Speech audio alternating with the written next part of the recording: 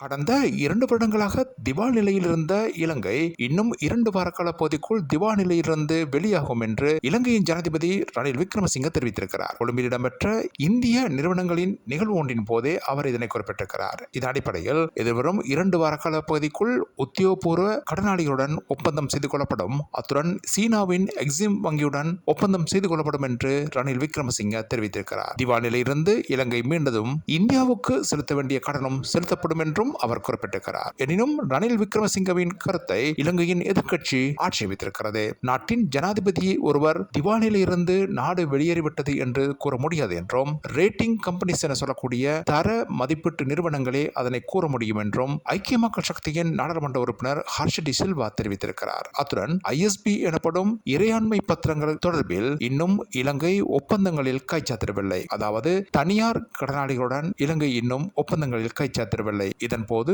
எவ்வாறு திவாலிலிருந்து இலங்கை மீள முடியும் என்றும் அவர் கேள்வி எழுப்பியிருக்கிறார்.